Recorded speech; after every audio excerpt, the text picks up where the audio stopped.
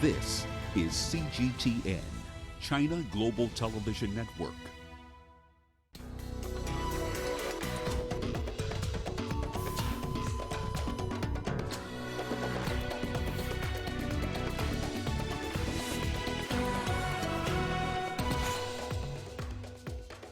Islamic State claims bomb attack that killed more than 50 people, including a French soldier. Flooding in Somalia forces schools to suspend learning. And with more than 14,000 people killed in South Africa's roads last year, government steps in to enhance road safety. Hello and welcome. You're watching Africa Live. We're coming to you live from Nairobi. I'm Hannah Viviers. Here are more stories you can expect. And spreading the sweetness of honey, beekeepers showcase the benefits of honey products at Cairo Festival. Well, the Islamic State group has claimed responsibility for a roadside bomb attack that killed a French soldier in eastern Mali on Saturday.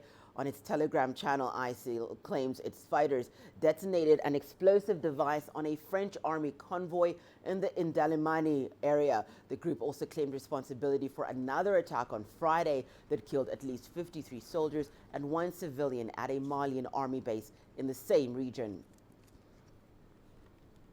Well, let's get into some background on that story. Mali has been battling insurgency since 2012 when Islamist militants took over the north of the country. But in the last 4 years, there's been a peak in attacks. In November 2015, government declared a nationwide state of emergency. That's after two Islamists killed 20 people and took around 170 hostages at the Radisson Blu Hotel in the capital, Bamako. Since then, Mali has continued to experience regular attacks, which have targeted foreign troops, UN peacekeepers, and its own security forces. CGTN's Tuli Shabalala has more. There have been numerous attacks in Mali in recent months, some ethnically driven, some carried out by jihadist groups. In March 2019, a group of armed men dressed as traditional hunters attacked the Osagu village in the Mopti region, killing at least 130 people. In April, tens of thousands of people staged a protest in the capital Bamako against rising ethnic and jihadist violence. In June 2019, at least 95 people were killed in an attack on an ethnic Dogon village in central Mali. 38 soldiers died when two military camps were attacked near the border with Burkina Faso at the end of September. Due to the presence of various armed groups, Mali's northern and central regions remain unstable. That's despite the presence of the United Nations Multi-Dimensional Integrated Stabilization Mission. In October this year, Mali's Council of Ministers extended the current state of emergency to another year. The third extension will now expire on October 31st, 2020. Tuli Shabalala, CGTN.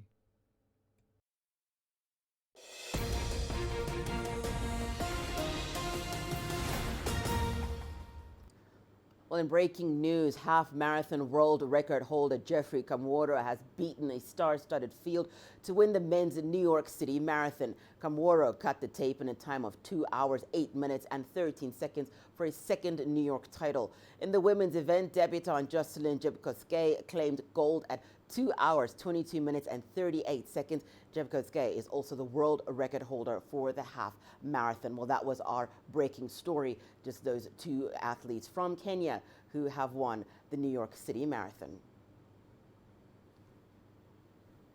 Well, moving on to other news, let's turn to Somalia, which is still struggling with heavy flooding that has left over 250,000 people displaced. Schools in hard-hit areas have been forced to shut their doors, while much-needed aid has only just begun trickling in. Here's CGTN's Abdulaziz Bello, who continues to monitor the situation for us from Mogadishu.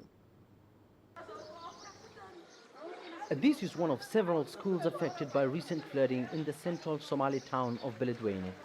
Rising floodwaters has caused cancellation of regular classes and physical damage to schools. Education officials say students and teachers have been forced to flee to higher ground where aid agencies are providing life-saving assistance including shelter to more than 250,000 people. It's the second flooding to affect Beledweyne in less than a year. In 2018, floods forced the Ministry of Education to postpone national examinations. A total of 86 schools have been affected by the floods. More than 27 students are out of school as a result. 700 teachers are also out of work as locals flee to higher ground due to floods in Beledweyne city and surrounding regions. Health officials say that more than a dozen people died from the recent floods, with others still missing. The country's President Mohamed Abdullahi Farmajo toured the hardest hit areas and promised government support in ending recurrent floods in Beledweyne. Last year we witnessed a similar tragedy. We hope this will be the last kind of floods witnessed in Beledweyne. We will work with neighboring countries and all relevant authorities to mitigate the crisis and ensure our people don't have to suffer again. Weeks of flooding has destroyed basic infrastructure in the city. Roads have been turned into rivers, with farmlands destroyed. Locals there rely on farming and livestock for survival. A threat of waterborne diseases remains the biggest fear for aid agencies and local authorities. Humanitarian aid has arrived in the town from aid agencies, the central government and local communities. We are bringing more commodities as the regular food basket to be able to support up to 2 months the area of Beledweyne and surrounded locations which are flooded and being impacted by the latest climate change. Authorities say once the situation is restored to normalcy, a task force from Somalia will meet with Ethiopian officials to address recurrent flooding in the region. Shabelle River originates from Ethiopia and passes through towns and villages across southern and central Somalia. Experts say that a lasting solution is now needed to ensure that families are no longer forced to flee their homes.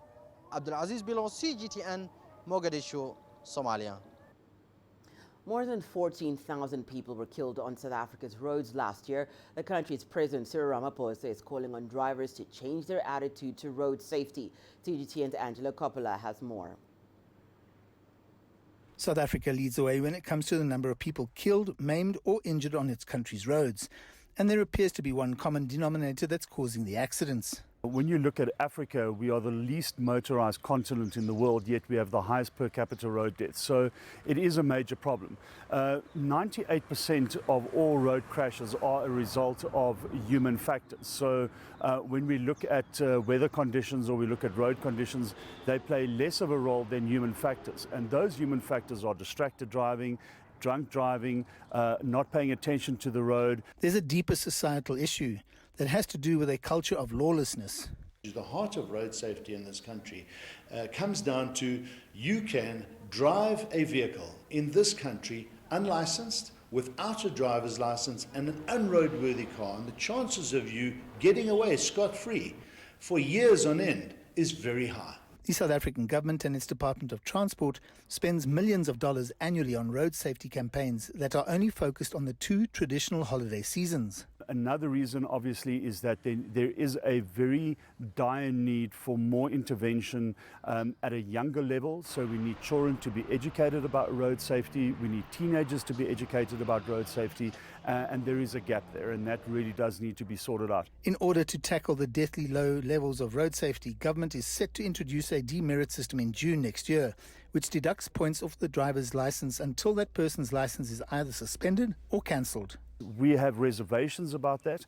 We think the system is more geared towards revenue collection than promoting road safety, and that certainly is something that needs to be looked at a little more intensively. So we believe it's going to fail.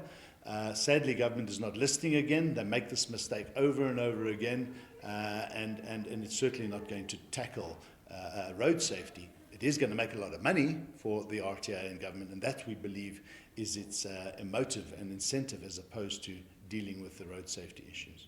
Road safety is all about driver attitude and driver behavior, and then legislation kicks in then to enforce bad behavior or attitudes. In South Africa, that's not happening on all 3 fronts. I'm Angelo Coppola for CGTN in Randburg, South Africa.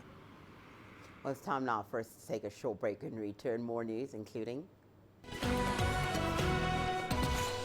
spreading the sweetness of honey, beekeepers showcase the benefits of honey products at Cairo Festival.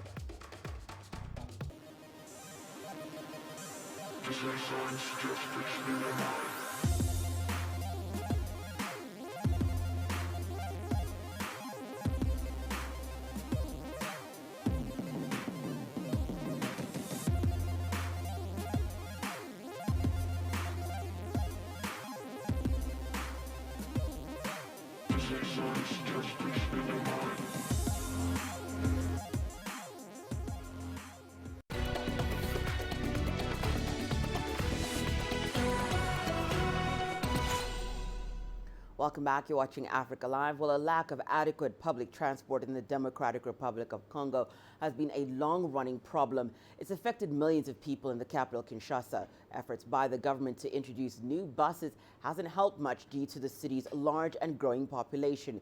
But as CGTN's Chris Ojamringa reports, the city's yellow taxis are helping people get around town. Traveling around Kinshasa during rush hour is a struggle for most city residents. The population of the country's capital is estimated at around 12 million people, according to the UN.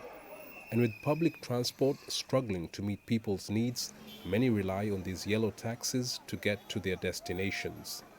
But they aren't enough to go around. We need more buses in Kinshasa to solve our transport problems. The government will also collect more money from the taxes the car owners will pay.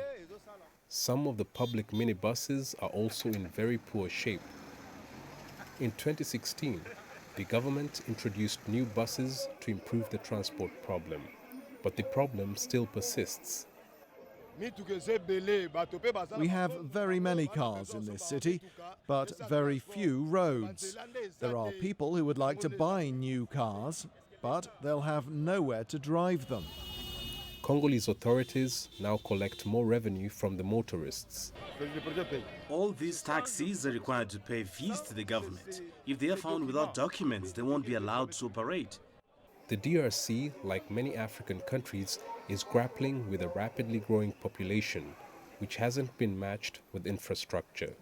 And so it's common to see people crammed in taxis heading back home.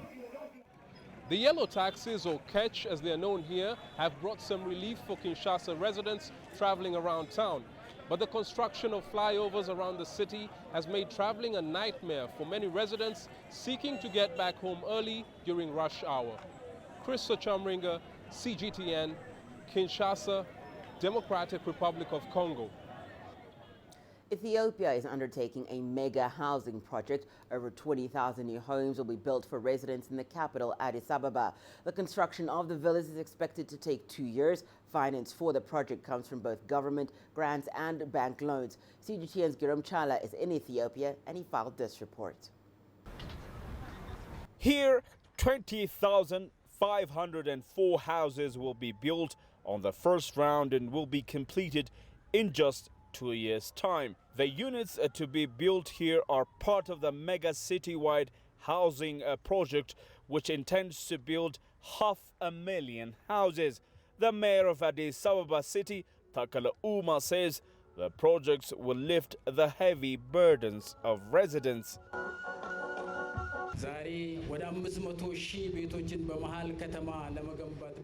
Today, we have launched the plan of building 500,000 houses in different locations in the center of the city. At once, all the time subsidies will see the construction of more than 22,000 houses will be built. Addis Ababa is our home, and the residents are all our family. This is expressed in a way one shoulders the burdens of the other.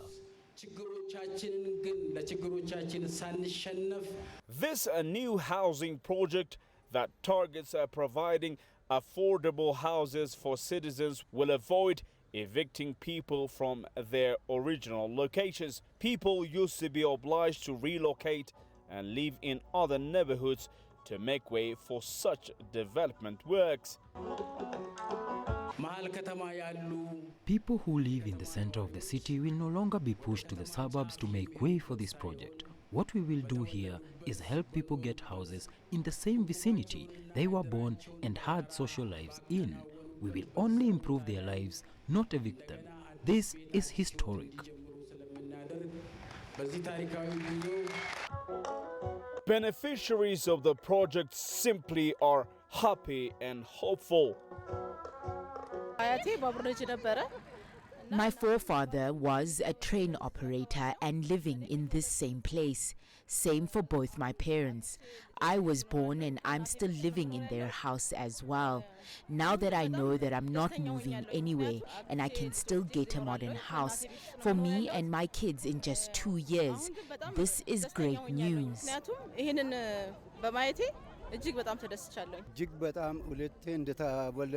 I consider this as a rebirth, really. We have suffered a lot before. People were pushed away and were living in strange neighborhoods for long. But now, all will change for the better. I am excited and I'm thankful for the government's job well done. For long, this locality was the shantiest part of the city. We've seen a lot here. Now, we thank God that all will change. We are full of joy.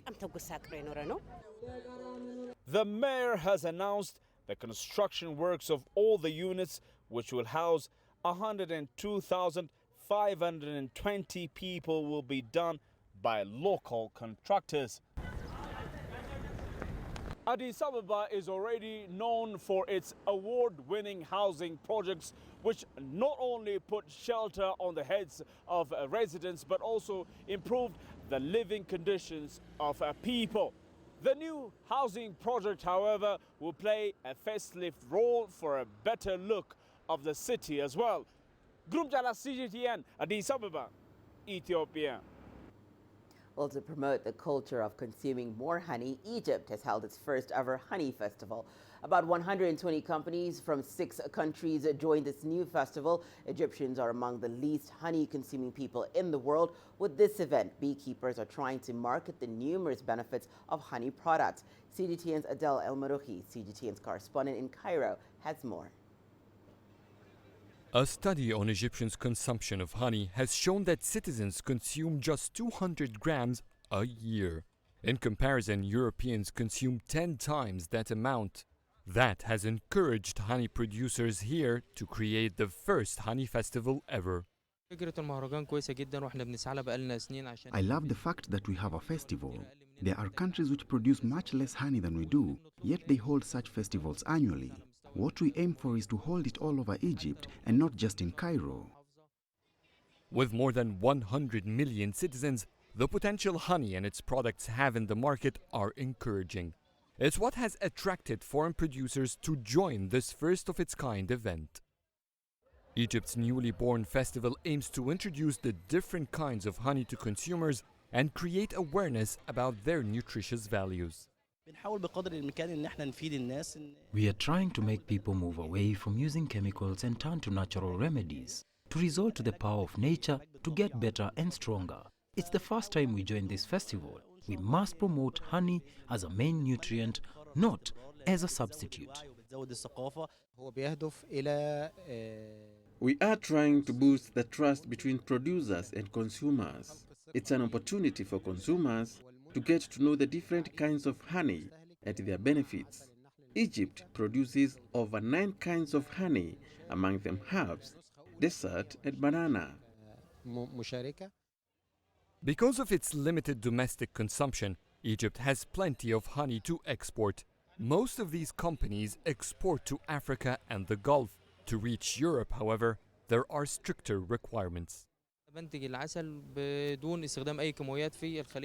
Not all honey products get approved for exportation to Europe. It must be organic, no chemicals used in the hive, and no chemicals used in the fields where the bees feed. Europe tests the honey for chemicals. Companies in Egypt are certified to export to Europe. Because of its warm weather, honey here gets collected earlier than most countries in the world. Egypt produces around 35,000 tons annually. Adel Mahroui, CGTN, Cairo. Time for us to take a short break and return your sports news, including Kenya's Jocelyn Jepkosgei claims victory in the New York City Marathon in her marathon debut.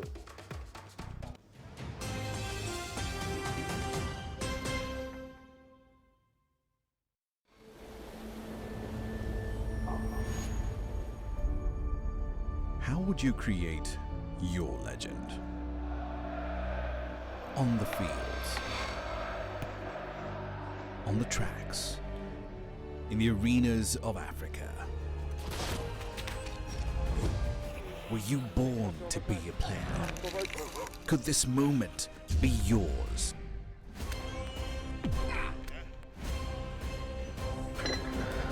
Sports Scene. Find your game.